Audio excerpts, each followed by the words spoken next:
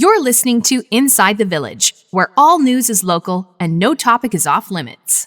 So help me, Bob, it's bully in the alley. Hey, bully in the alley. So help me, Bob. This is Inside the Village for the week of September the 6th, 2023. I'm Scott Sexsmith alongside, is it Michael? Michael Friscoletti, editor-in-chief. It's been so long. Not allowed to be off even for a couple days, eh? It was longer than a couple of days. Really.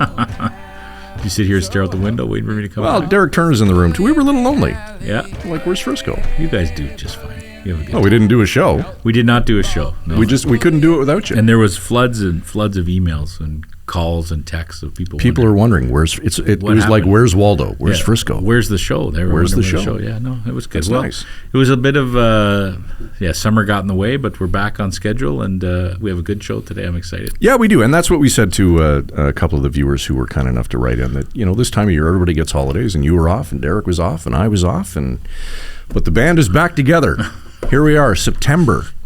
Hard to believe. September 6th. September 6th, the day that we're taping. Kids are back in school officially. Yeah.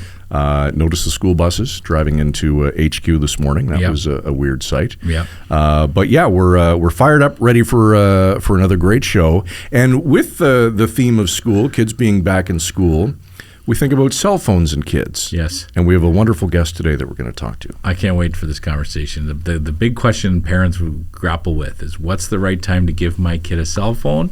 And I think people are going to get a lot of interest out of what this guest has to say about that. Yeah, she's a journalist and an author, and yeah, it's going to be a good one.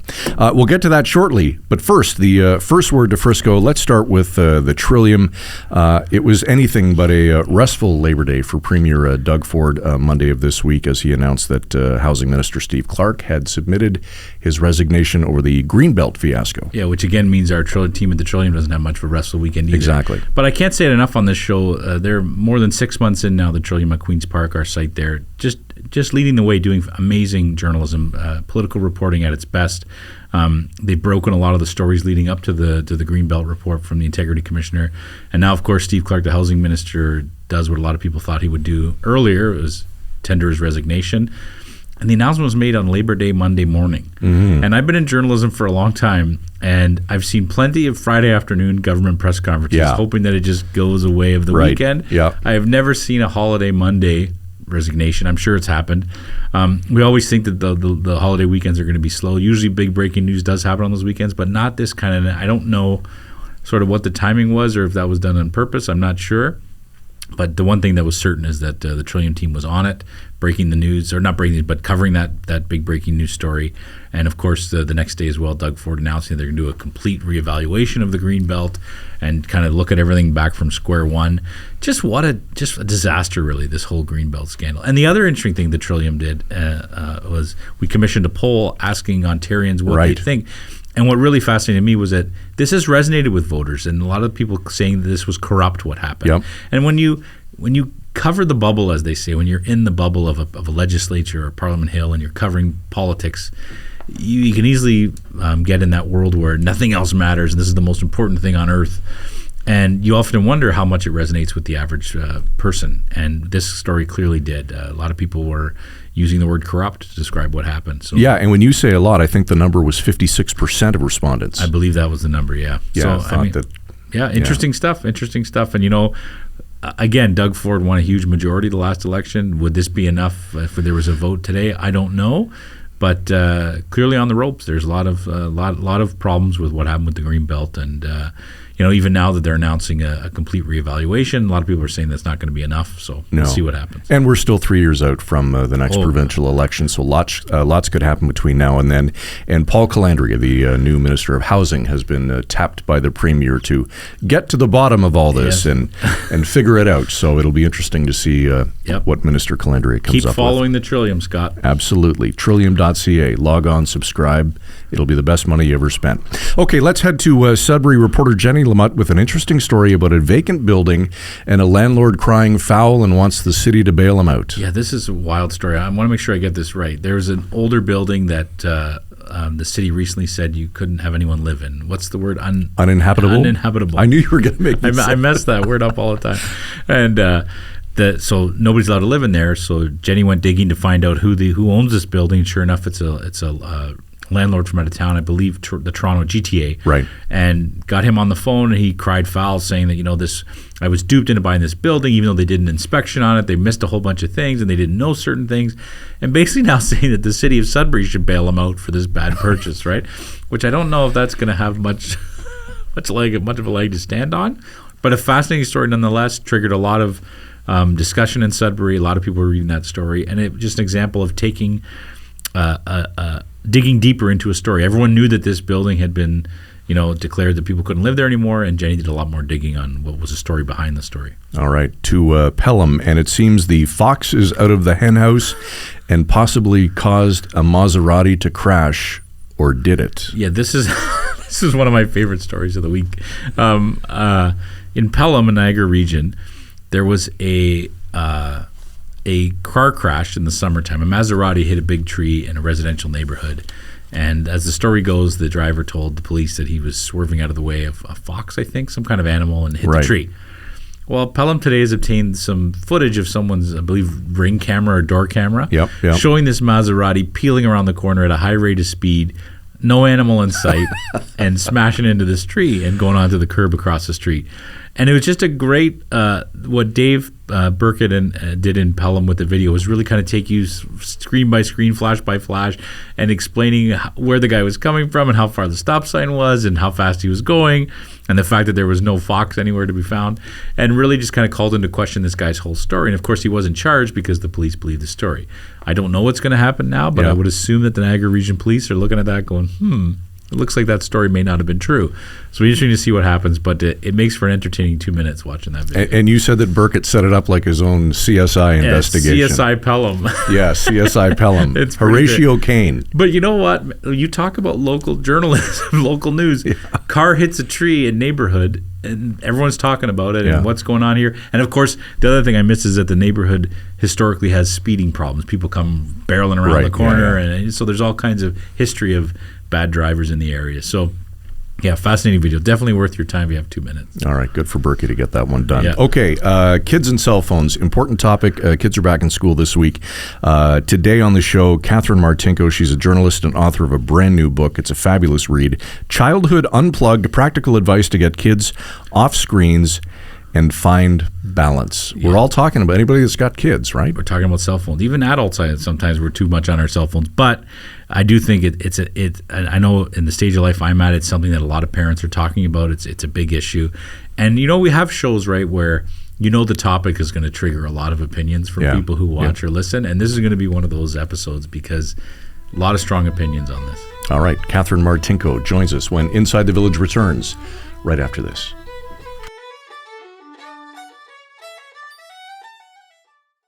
Reporters, editors, and journalists who go the extra mile to get the story and get it right.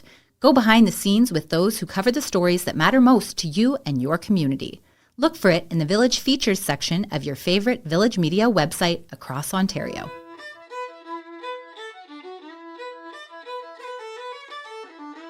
Welcome back to Inside the Village. Michael Friscolanti, editor-in-chief here at Village Media. I'm Scott Sexsmith. Derek Turner is in the room, and we're joined on the line by Katherine Martinko.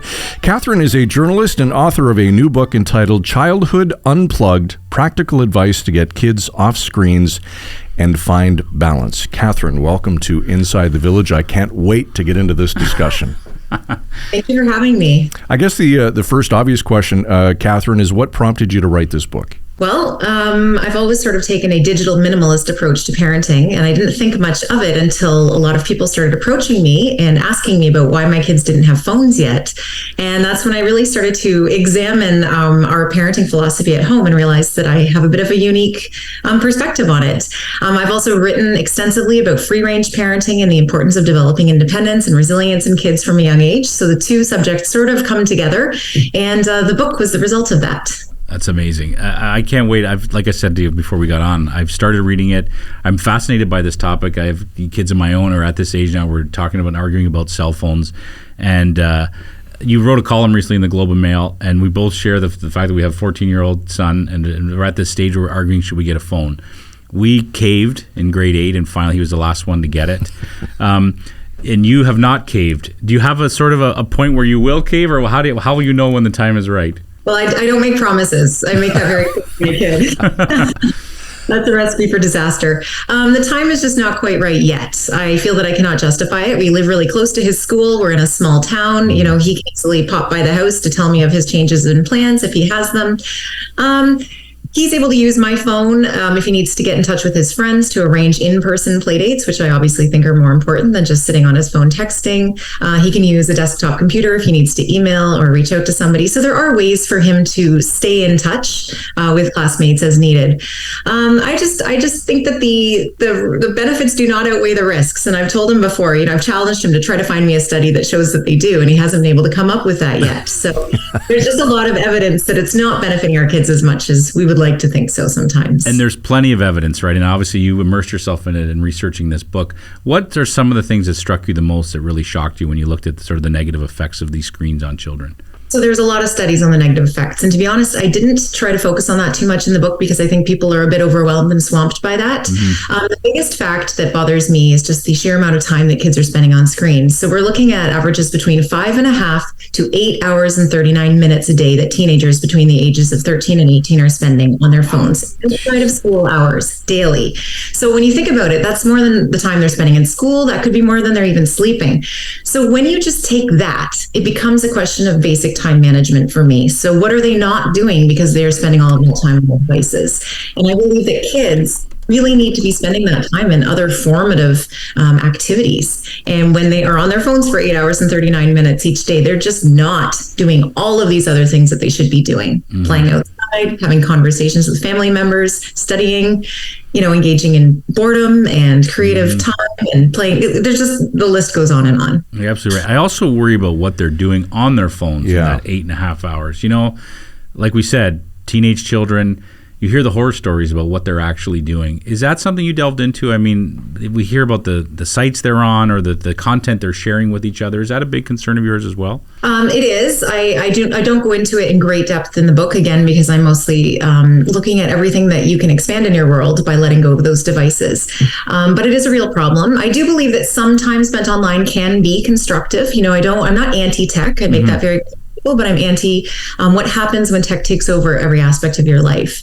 So I do think that it is a real issue. Katherine, just to play the devil's advocate for a sec, if I can, does it concern you that at any point throughout the day you can't get in touch with your son immediately and vice versa? It does not, because my kids are in school, and you know, for time immemorial, people have been able to call school to get in touch with their kids.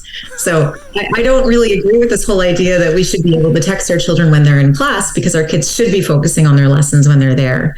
Outside of class hours, I am pro independence in kids. You know, I'm pro giving them the life skills to navigate the town and the city and the world on their own, and trusting them to reach out when they need it. I have done a fair bit of research into parental surveillance, and I've learned from my reading the kids who are most surveilled by their parents are the least likely to reveal what they're actually doing and least likely to ask for help when they need it. Now, you mentioned that you're in a smaller community. Would that perspective change if you were in a larger city? Good question. When I was writing my book, my publisher specifically asked me to interview people in lots of different settings. So I talked to families that live downtown New York City, Manhattan, as well as downtown Toronto. And then I spoke with people who live in rural Northern Ontario, as well as everywhere in between. And what really struck me was that each of these parents thought that they had the ideal arrangement. So the urban parents felt that to be screen-free was optimal for them because their kids had a million resources at their fingertips. They could just go do anything. They were never far from help if they needed it, from borrowing other people's phones. And there's always ways for those parents to get in touch with their kids in some way or another. And then the rural parents felt that being surrounded by nature was the optimal situation for them. So really, I think it's about the kind of philosophy that you want to adopt. It's a great point. I feel like you have my house tapped or something, because I have the exact same thing. This idea that when parents say to me, well, I need to get a hold of my kid. I was like, well, they're at school. I mean, my mom would call the school if she needed to talk to me when I was a kid, right? Or if I wasn't feeling well, I would call them on their home phone. So it's fascinating to me. It's ridiculous to me that you would need that. So that's always been a false argument for me, that you would need it for that. I'm also concerned about, I went away on a grade 8 trip with the grade 8s, right? And there were many moments where the entire class was just sitting in a circle staring at their phones and not seeing what they were actually there to see, right? They were in Toronto visiting the city. that concerned me a little bit. And I also wonder about, and I don't know if you touched on this at all, Catherine, but just the fact that this increased cell phone usage can really heighten your anxiety, for example. It has bad side effects. Is that accurate to say? Oh, absolutely. In fact, there was a warning issued by the U.S. Surgeon General in June that cited a profound risk of harm for the excessive amount of time that kids are spending on social media these days. And they find that it is greatly increasing kids' rates of anxiety and depression, and loneliness as well has just spiked in recent years. So this idea that kids are feeling more connected by their phones and by their social media apps is really not showing to be the fact, or with the research that's happening. So I think that it's really perpetuating a lot of cyberbullying, a lot of isolation. Kids are not enjoying it as much as we like to think. It's a great point. I always assumed too that there was a cell phone ban in schools, that Ontario, you can't bring it. What's the reality? There is not, as far as I know. I know that the kids, the rule tends to be at my kids' high school, at least. If it's out of sight, it's out of mind. The teacher's not going to say much if she doesn't see it pulled out ostentatiously. But my son has even told me anecdotally that about half of his class spends the day with one AirPod in their ears, listening to me while they're listening to the teacher. And that's frankly an impossibility. We cannot multitask like that. And I think that kids are failing to focus in school, and the academic scores are reflecting that. I actually think it's the Ministry of Education that has left it up to each independent Board of Ed. I'm starting to read now where certain boards of education across the province are taking a stance and choosing to ban phones in the classroom. And I've always said if there was a school in town that said we're going to have a zero phone policy, you can't bring a phone to school ever, I would want my kid to go to that school. And I wonder too, Catherine, if you've touched on this in your writing, that a lot of parents quietly come to you and say, man, I wish I had not given my kid a phone so young. What do they tell you? Oh, that's really interesting. I've had numerous parents approach me and just tell me privately that they wish they had not caved when they did. These are parents who gave their kids phones in grade 8, grade 9, even grade 10. There was 2 separate mothers who waited till grade 10 to give their sons phones, and they both told me they deeply regretted it. And if they could go back in time and hold out for longer, they absolutely would. I have parents who say that the day they chose to give their kid a tablet was the worst day of their parenting life, that they ruined their children, which obviously is a very strong term, and I doubt that's the case. But these are significant choices that I think are often not taken as seriously as they should be. People hand over these devices because everyone is doing it, and there's sort of an expectation that when your kid gets to a certain age, they're just going to get one. One thing that I push back with is that you shouldn't give your kid the strongest form of technology that exists. Why give them the smartphone? The smartphone is an incredible piece of technology, but it does not belong in an 11 or 12-year-old or 13-year-old's pocket with the entire world just at their fingertips. There are simpler forms of technology that can enable you to text, to call. One piece of advice I read that I thought was good is that you can let your kid have social media, but have them access it only on a desktop computer from home, so that they log in once a day or maybe a few times a week. They're still connected. They don't feel left out. But at least it's not just available constantly, because we know how irresistible these devices are. Even we as adults are struggling to resist them. It's a great piece of advice. I think you touched on earlier, I also worry about this idea that you need to leave the kids alone to screw up, to mess up, to be able to find their way out of a sticky situation. We love our smartphones because if we're researching something for a story we're working on or anything, it's instant information at our fingertips. But maybe kids shouldn't have instant information at their fingertips because there's some lessons to be learned in navigating your way out of a situation. Is that accurate or fair to say? Oh, absolutely. I agree with that. I think that the phone creates a lot of dependency and can often prevent skills from being developed. We talked about surveillance earlier. There's a sense that having a phone makes you feel safer, but what if that phone runs out of battery or falls in a puddle or something? Unless you've trained your kid to know how to ask for directions, to be able to navigate the town, just get themselves out of those sticky situations that you mentioned, you're not really giving them the tools to operate as a fully formed adult. So obviously your book offers some advice to parents. What are some big pieces of advice on how to limit the amount of screen time the kids are getting? Well, I'd say delay. So really, I prefer just to not even hand over the devices at all if you can. I think that's the easiest. If the devices are out of sight, they're out of mind. When kids when kids do not see an iPad sitting on a table, they're not going to have that dopamine surge, that desire to pick it up. And if they don't have a predictable time every single day, I think that that's a good thing too, because they don't have that anticipation. So I say save the devices for rainy days. They should be a special occasion. My kids do get to watch movies. They watch shows on Netflix. Sometimes they will play some online video games, but that happens, when the weather's bad, when I really need a break. It's not something that they expect on a regular basis.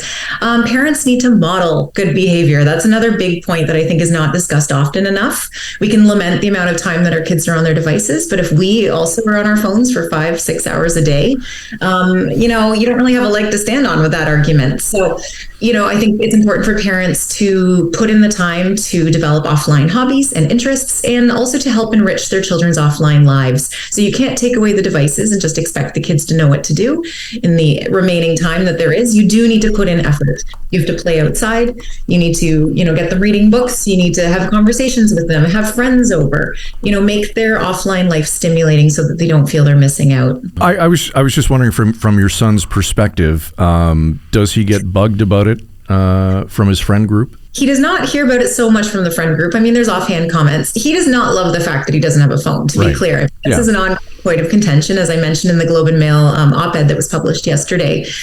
He does want one, and we talk about it. It's an ongoing conversation. But I also think that parents have the right to create their home culture and to do what they believe to be best for their kid, not necessarily what their kid wants or what everyone else is doing. So there will come a time when he gets a phone. I'm waiting for the Lite phone to come out, actually, in Canada. It's supposed to come out this fall, and it is a phone that looks like a smartphone, but it just doesn't support internet or social media apps, but it has everything else. So he'd be able to have music on it and podcasts, and he'd be able to text and call and all these other things. So and that's a good compromise, I think. Yeah. There are absolutely compromises out there. Yeah.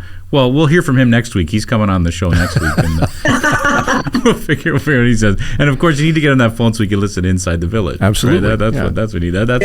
It's amazing. I could talk endlessly about this because it's like I said. I was just telling my wife that we were having you on the show today because we've been talking about this incessantly. It is the biggest thing. I think it's the biggest thing we talked about in the last 2 years in terms of our kids, like in terms of what do we do about their screen time. Is there any other advice we didn't ask you about that you think parents should be taking into consideration as they think about this? I would say think back to what you did as a kid and think back on the memories that you have from your childhood and what was most formative.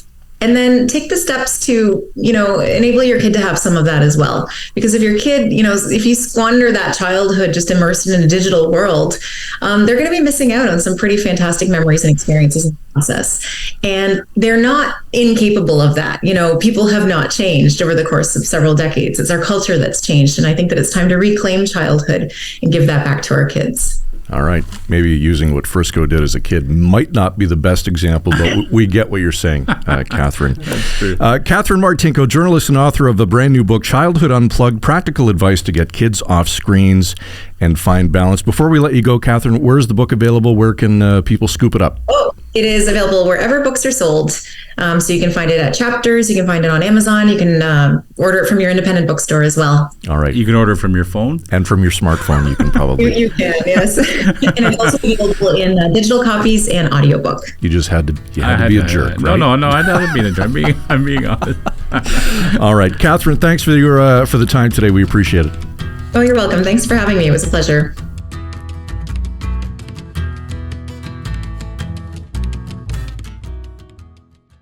For the latest in in-depth features and enterprise journalism from your local writers at Village Media, be sure to check out The Big Read. The Big Read. It's the full story behind the headlines.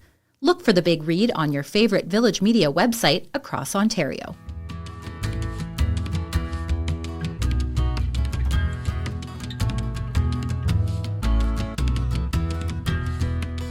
Back to wrap on Inside the Village. Derek Turner is in the room. Michael Friscolanti, editor-in-chief, who's busy on his cell phone. Oh, sorry, Scott. Sorry about that. Okay, what's your take? Are you Team Katherine or?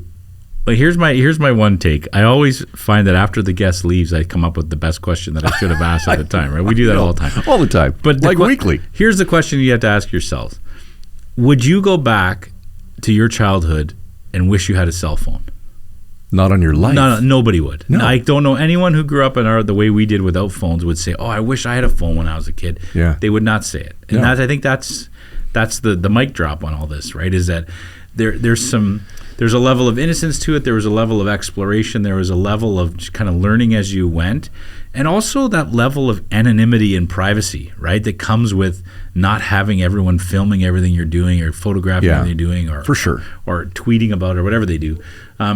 I just think, you see kids today on Snapchat all day long, snapping their buddies. And we were too busy outside, playing a game of road hockey or just getting into trouble at the park or, walking to the Tim Hortons down the street. Yeah. I wouldn't have wanted a phone. I know that for sure. Well, that's the point Derek brought up. When we were kids, the street light was the cue to come in. You spent hours playing street hockey, everybody throwing their sticks into the center pile, and life was simpler. But I guess the counter argument to that is because life now isn't as simple, is there a need and can you justify the technology or your kids having it? I'm speaking from a safety perspective and wondering if that's... Yeah, I don't know. I think we touched on that. I think there's got to be a middle ground, right? I mean, do you need a smartphone with all the unlimited data and the best bells and whistles? No, I don't think so. Do you want to be able to call your kid? Sure, but I also agree with what she's saying. I don't need my kid to have a cell phone at school. I just don't. I don't think it's necessary. I don't see a scenario in which that would be helpful. But I understand where other people come from, and it's why I said at the beginning of the show that I think this is going to be one of those discussions that's going to trigger a lot of opinions, and people are going to have a lot of opinions. Because what's happening in every household, right? This argument and debate. For sure. But I do think it's true. Again, going through this right now with kids, I've had a lot of parents talk to me about it too, saying that we did give our kid a cell phone too young. Yeah. They were in grade 4, grade 5, and it was all for safety. They need to be safe. Yeah. Well, I don't know. I mean, we're still alive. We made it through, right? We didn't have it. So I don't know. I think for me the other worry is, and I hate to sound like that guy because I don't want to sound like we had it better. We did everything better. Because no, we didn't. We did stupid things too. But the idea of what they're doing on their phones, what I know some of these kids are doing on their phones, and it's a little bit scary, right? And then that's part of my concern, right? And then again, you roll around again, but can you protect them from everything? No, you can't, right? The world's an ugly place, and there's lots of things that you're going to have to encounter and deal with. But there's things today that we have to worry about that maybe we didn't have to when you and I and Derek were. Maybe. That's for sure. That's for sure. Yeah. My thing, as long as the kids are on the Village Media site on their phones, then I'm good. And especially inside. Subscribe and download. Kids, that podcast app, use it. I'm sure by all means. There'll be a mad rush of high school students downloading our... But we should get Catherine's son on the show next week. Well, there's two sides to every story. Yeah, we'll just text him. Yeah. Oh, wait. That's right. We won't be texting him. You can reach out to us, though, 24/7 at IT. Do you like how I did that? Nice segue? 24/7. Yeah. Yes. ITV at villagemedia.ca. We'd be happy to hear from you. Okay, that's a wrap for today. Of course, you can find all of our episodes across the Village Media Network at insidethevillage.ca.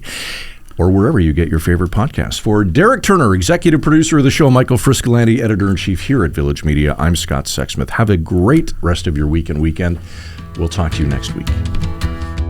You've been listening to Inside the Village. Frisco and Scott's Wardrobe, provided in part by Moores, Sault Ste. Marie.